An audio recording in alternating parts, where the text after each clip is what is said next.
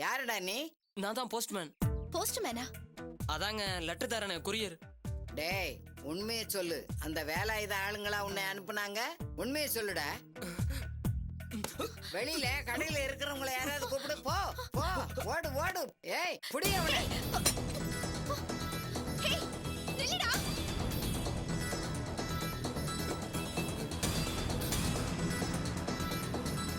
Sir sir sir வண்டி எடுங்க sir, சீக்கிரம் எடுங்க சார். சொல்றேன் சார், எடுங்க சார். ஐயோ தோத்திட்டு வாங்க சார்.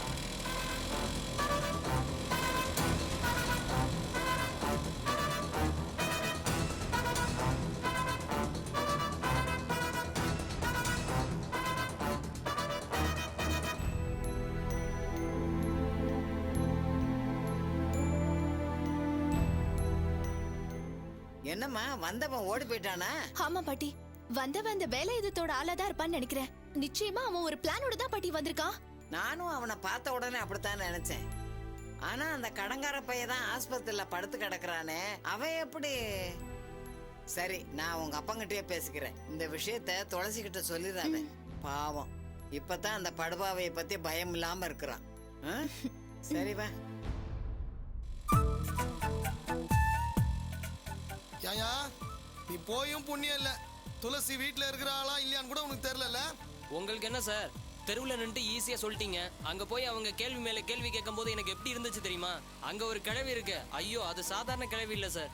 இந்த வயசுலயும் என் சட்டையை பிடிச்சி தூக்கிடுச்சு சார். அதுகிட்ட இருந்து தப்பிச்சு வரதுக்குள்ள எனக்கு போதும் போதும் ஆயிடுச்சு சார். இறங்குடா. என்ன சார்? அச்சே இறங்க. உன்ன மாதிரி வெத்து வேட்டலாம் நான் வண்டியில ஏத்துறது இல்ல. மரியாதையா ஓடி போயிடு. லெட்டர் கொடு. மூஞ்ச படுறதுக்கு வேலையா கேக்குது உனக்கு? போய் அந்த கலவை ஆண்டிய வேலைகள் போ.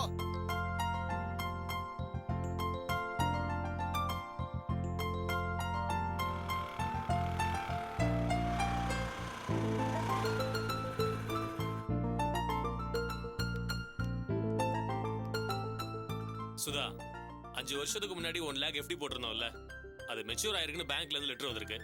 தமிழரசு கல்யாணத்துக்கு நம்ம பங்கு ஏதாவது செய்யணும்ல, இந்த பணத்தை அப்படியே கொடுத்துருவோம் சுதா. என்னங்க பேசுறீங்க நீங்க? ஆம்பளை பையன் கல்யாணத்துக்கு நாம எதுக்கு பணம் கொடுக்கணும்? லாவண்யா கல்யாணத்துக்கு அண்ணங்கிற முறையில நாம செய்ய வேண்டியதா? இதுக்கு நாம எதுக்கு பணம் தரணும்? பொண்ணு வீடுதான் கோடீஸ்வர குடும்பம்னு உங்க அம்மா வார்த்தைக்கு வார்த்தை சொல்லி காட்டுறாங்கல்ல. எல்லா செலவையும் பொண்ணு வீட்டுக்காரங்களே பாத்துக்க போறாங்க. இதுல நாம வேற எதுக்கு பணம் தரணும்? நீ சொல்றது சரிதான். இருந்தாலும் கூட பிறந்தவன்ற முறையில் நாம ஏதாவது செய்யணும் இல்லையா? தமிழரசுக்காக இல்லைனாலும் அம்மா நம்ம பங்குக்கு ஏதாவது செய்யணும்னு எதிர்பார்ப்பாங்கல்ல. அவங்க சந்தோஷத்துக்காக செய்யணும் தானே?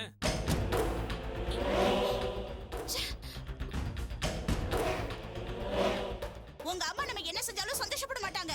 அதே மீறி நம்ம செஞ்சாலும் நம்மள பத்தி மத்தவங்க கிட்ட குறையாதான் சொல்லிட்டு இருப்பாங்க. நீ ஏன் இப்படி சொல்ற? அம்மா ஏதோ கோபத்துல 4 வார்த்தை பேசுவாங்களே தவிர மத்தவங்க போய் நம்மள பத்தி சொல்ற அளவுக்கு இறங்கி போக மாட்டாங்க. உங்க அம்மா உங்களை அப்படி நம்ப வச்சிருக்காங்க. உங்க அம்மா பத்தி எனக்கு தானே முழுசா தெரியும். சுதா, உனக்கு பணம் தர விருப்பம் இல்லைன்னா சொல்லிடு. அதுக்காக எங்க அம்மா பத்தி இப்படி எல்லாம் சொல்லாத. எனக்கு எங்க அம்மா பத்தி நல்லாவே தெரியும். என்ன தெரியும் உங்களுக்கு?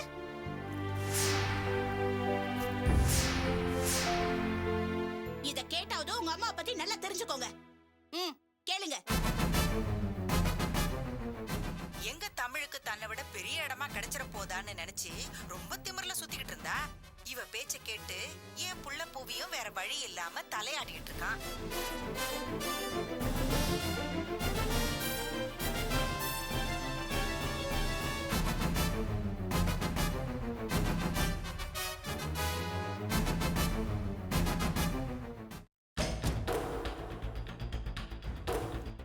என்னமோ எங்க அம்மா பத்தி எனக்கு நல்லா தெரியும்னு சொன்னீங்க. இதுதான் உங்க அம்மா லட்சணம். மத்தவங்க கிட்ட நம்மள பத்தி விமர்சனம் பண்ணி பேச மாட்டாங்கன்னு சொன்னீங்கல்ல, இப்ப தெரியுதா? இதுதான் உங்க அம்மா. இத பாருங்க, நான் ஒரு முடிவுக்கு வந்துட்டேன். இதெல்லாம் கேட்ட பிறகும் உங்க அம்மா முகத்தை பார்த்துட்டு என்னால இந்த வீட்ல எல்லாம் இருக்க முடியாது.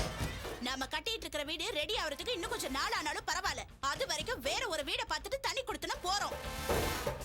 அப்படியே வீடு கிடைக்கலனாலும் கொஞ்ச நாளைக்கு ஏதாவது ஒரு ஹோட்டல்ல ரூம் எடுத்தாவது தங்கிக்குவோம்.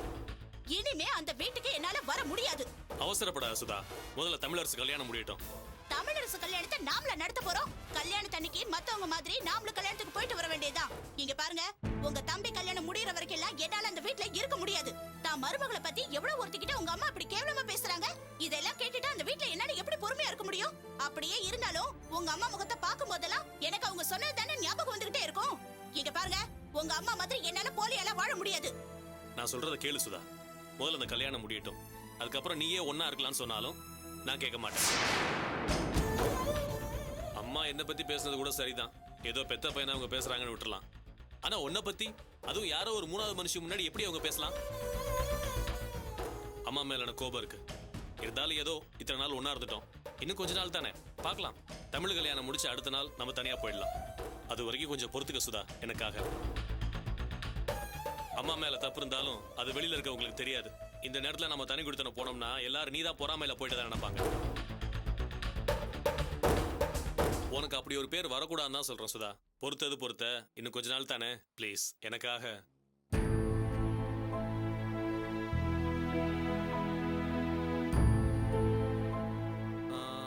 அம்மா சுதா, இது எப்படி?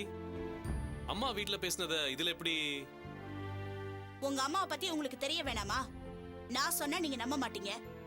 என்கிட்ட இருக்கிற 2 செல்லுல ஒண்ணுல ஆட்டோ ஆன்சர் ஆப்ஷனை செட் பண்ணி வச்சுட்டு வீட்ல சார்ஜ் போடுற மாதிரி போட்டு வச்சுட்டு வந்துட்டேன். அதை வச்சுதான் இதுல ரெக்கார்ட் பண்ணேன். இது ஒரு சாம்பிள் தான். நான் இல்லாத நேரத்துல இந்த மாதிரி இன்னும் எவ்வளவோ பேசிட்டு தான் இருப்பாங்க.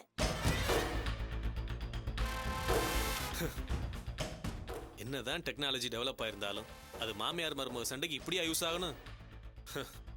பாவம் அம்மா லேட்டஸ்ட் டெக்னாலஜியை புரிஞ்சுக்காம அவங்க பாட்டுக்கு அவங்க ஆதங்கத்தை கூட்டியிருக்காங்க.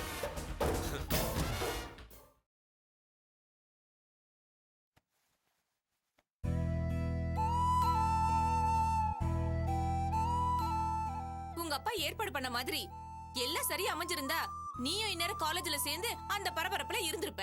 இப்ப பாரு, சும்மா நின்னு வேடிக்கை பார்த்துட்டு இருக்க. பரவாயில்ல விடுமா. இப்ப என்ன கெட்டு போச்சு?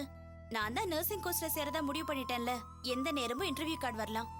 எப்படி உன்னால இவ்வளவு ஈஸியா எடுத்துக்க முடியுது? நீ இன்ஜினியரிங்ல சேரணும்னு எவ்வளவு ஆசைப்பட்ட. அதுக்காக அப்ளிகேஷன் வேற வாங்கிட்டு வந்த. உனக்கு வாங்கினா போதாதுன்னு 500 ரூபாய் கொடுத்து துளசிக்கு வேற வாங்கின. கடைசியில அவ சேர்ந்துட்டா. உன்னால சேர முடியாம நின்னுட்டு இருக்க.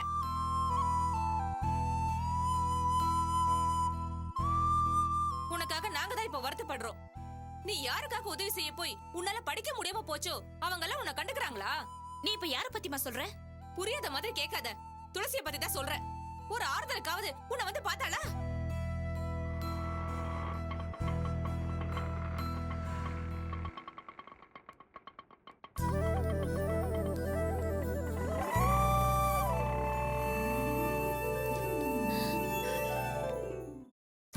துளசி வாடி. வாமா. நல்லா இருக்கீங்களா ஆண்டி? நல்லா இருக்கேம்மா. தீபா, 2 பேரும் உள்ள போய் பேசிட்டு இருங்க. நான் ரேஷன் கடை வரைக்கும் போயிட்டு வந்துடுறேன். வா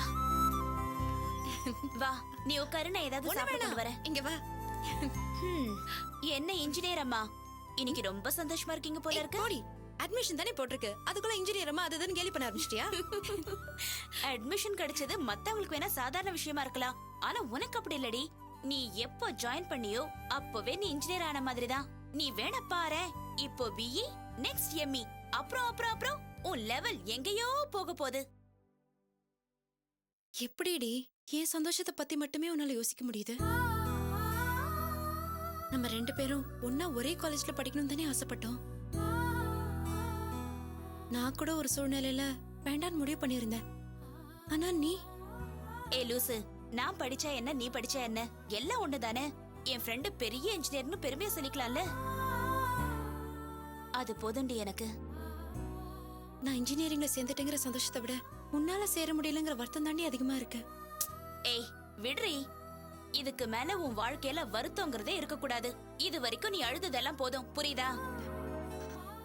சரி, உன் ஃபியூச்சர் பத்தி என்ன முடிவு எடுத்திருக்க? அதான் நர்சிங் கோர்ஸ்க்கு அப்ளை பண்ணிருக்கேன்னு சொன்னல. இன்டர்வியூ வந்ததும் போய் ஜாயின் பண்ண வேண்டியதுதான். சரி, அதை விடு. நீ இப்போ தமிழரசு சார தானே போய் பார்த்துட்டு வர. எப்படி கண்டுபிடிச்ச? அதான் மேடம் முகம் சும்மா பளபளன்னு ஜலிக்குதே. அப்படிலாம் ஒண்ணுல போடி.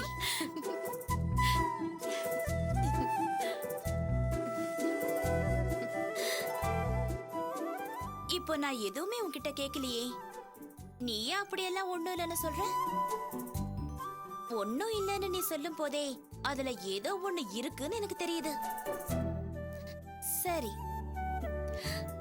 மேட்ருக்கு வரலாமா? இப்போ ஏதோ சொன்னியே அப்படியெல்லாம் ஒண்ணும் இல்லைன்னு. சொல்லுடி, என்ன விஷயம்? மனசுல எதை வச்சுக்கிட்டு அப்படி சொன்ன? நீ என்னைக்குதான் நீயா பேசிருக்க? தமிழ் சார எங்க போய் பார்த்த? நானும் அப்பாவும் பேங்க்ல போய் பார்த்தோம். என்ன சொன்னாரு? அவருக்கு நடந்த நிச்சயதார்த்தத்தை பத்தி சொன்னாரு.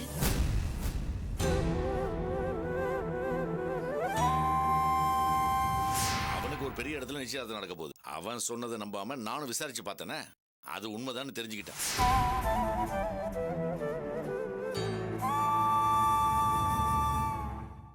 அப்புறம் அவருக்கு வாழ்த்துக்கள் சொல்லிட்டு நானும் அப்பாவும் கிளம்பி வந்துட்டோம். ஏய், நீ என்ன சொல்ற? தமிழ் சார் வேலைதத்தோட கவனத்தை திசை திருப்ப சும்மா போய் தானே சொன்னாரு. நிச்சயதார்த்த விஷயத்துல யாராவது இந்த மாதிரி பொய் சொல்வாங்களாடி? ஆமா, நீ சொல்றதும் யோசிக்க வேண்டிய விஷயமா தான் இருக்கு. ஆனா ஆமா, அவர் அப்படிதான் சொன்னாரு.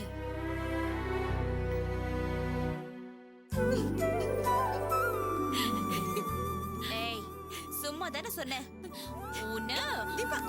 போய் சொல்றியா? எதுல விளையாடுறதுன்னு உனக்கு தெரியாது தெரியாது. சும்மா தாண்டி சொன்ன.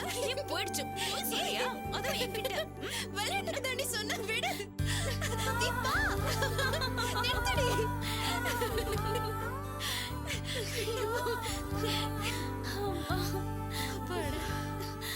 தமிழ் சாருக்கு நிச்சயதார்த்தம்னு மண்டபத்துல வேலைதான் சொன்னது கூட எனக்கு மறந்து போச்சுடி.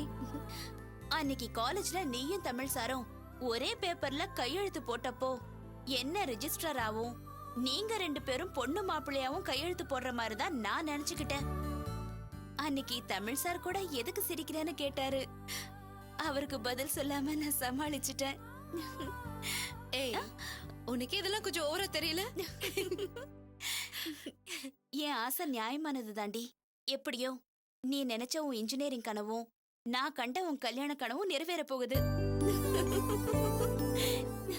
சரி, இதுக்கு மேல என்ன இருக்கு? நீயும் தமிழ் சாரும் ஆசை தீர மிச்சம் வைக்காம லவ் பண்ணுங்க. அதுக்கப்புறமா கல்யாணம் பண்ணிக்கலாம். அது என்ன மிச்சம் மீதி வைக்காம? எனக்கு ஒண்ணும் புரியலையே. இதுல என்னடி உனக்கு டவுட்? அப்புறம் தான் கல்யாணம் பண்ணிக்க போறீங்களே. ஏன் கல்யாணத்துக்கு அப்புறம் லவ் பண்ண மாட்டோமா? ஹே, நீ ஆடி இப்படி பேசுற? அடி பாவி. நீ ரொம்ப தாண்டி தேறிட்ட. நீ பயங்கரமான ரொமான்டிக்கான ஆளுதான்.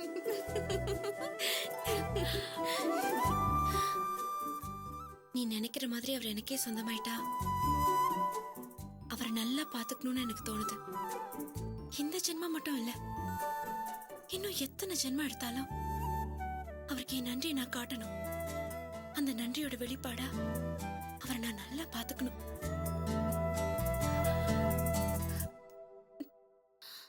கண்டிப்பா அது நடக்கும்டி.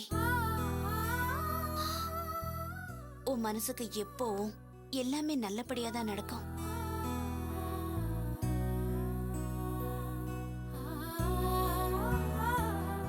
துளசி, இத நான் உன்னை சந்தோஷப்படுத்துறதுக்காக சொல்லல. எங்க அப்பா அடிக்கடி ஒரு வார்த்தை சொல்லுவாரு. மனுஷன் வாழ்க்கை எப்பவும் ஒரே மாதிரி இருக்காது. அவங்க எண்ணத்துக்கும் ஆசைக்கும் ஏத்த மாதிரி தான் வாழ்க்கை அமையும். வாழ்க்கையோட முதல் பாதியில கஷ்டம் இருந்தா 2வது பாதியில சந்தோஷம் காத்திருக்குன்னு சொல்லுவாரு. அதுதான் உன் விஷயத்துல நடந்திருக்கு. நீ எவ்வளவோ கஷ்டப்பட்டுட்ட. இனிமே நீ சந்தோஷத்தை மட்டுமே அறுவடை செய்ய போற காலம் வந்துருச்சு. நான் சொல்றது நடக்குதா இல்லையான்னு மட்டும் பாரு. தமிழ் சார நீ எப்போ சந்திச்சியோ அப்போவே உனக்கு ராஜ வாழ்க்கை ஸ்டார்ட் ஆயிடுச்சுடி. நீ சொல்றது கேட்க நல்லா தாண்டி இருக்கு. ஆனா எனக்கு இருக்கிற இந்த எண்ணம் அவருக்கு இருக்கான்னு தெரியலையே. என்னடி சொல்ற? அவருக்கு அந்த எண்ணம் இருக்கிறதாலதான் உன் வீட்டுக்கு வந்து உன்னை பொண்ணு கேட்டாரு. அது அப்போ. இப்போ அந்த எண்ணம் ஒரு மனசுல இருக்கான்னு தெரியலையே தீபா. எனக்கு விருப்பம் இல்லைன்னு தெரிஞ்சு அடுத்த நிமிஷமே ஒரு மனசு மாதிரி இருந்தா? ஐயோ துளசி, மனசுல ஒரு தடவை வந்த காதல் அவ்வளவு சீக்கிரத்துல மாறாதுடி. நான் இன்னைக்கு காலையில அவருக்கு ஃபோன் பண்ணியிருந்தேன். ஓ, இதெல்லாம் வேற நடந்திருக்கா? சொல்றத முழுசா கேளு தீபா. பாட்டி என்ன கம்பல் பண்ணி பேச வச்சாங்க. ஆனா அவர் என்கிட்ட சரியாவே பேசல தெரியுமா. ஏதோ வேலை இருக்குன்னு சொல்லி உடனே போனை கட் பண்ணிட்டாரு. அதான் மனசு கஷ்டமா இருந்தது. சரி, பேங்க்ல பார்த்தப்ப உன்கிட்ட நல்லதானே பேசினாரு. அப்பா கூட இருந்தாரு, அதனால பேசிருக்கலாம். அவர் மனசுல என் மேல ஒரு அபிப்பிராயம் இருந்திருந்தா நான் ஃபோன் பண்ணியிருந்தப்போ நல்லா பேசியிருக்கலாம்ல. துளசி, நான் உன்னை கேட்கவா? தமிழ் சார் உன் வீட்டுக்கு வந்து உன்னை பொண்ணு கேட்டப்ப நீ அவரை பேங்குக்கே தேடி போய் அவர் மனசு புண்படுற மாதிரி பேசினல்ல. அதுக்கு நான் பொறுப்பில்லடி. அப்ப என் பொசிஷன் அப்படி. வாடி அம்மா வா. உனக்கு ஒரு நியாயம், அவருக்கு ஒரு நியாயமா? நீ அன்னைக்கு எப்படி அவர்கிட்ட பேச முடியாத பொசிஷன்ல இருந்தியோ அதே மாதிரி அவரும் பேச முடியாத பொசிஷன்ல இருந்திருக்கலாம்ல. அப்போ பதிலுக்கு பதில் பண்றாருன்னு சொல்றியா? அப்படி இல்லப்பா, நீ ஃபோன் பண்ணும் போது அவர் ஏதாவது முக்கியமான வேலையில இருந்திருக்கலாம்ல.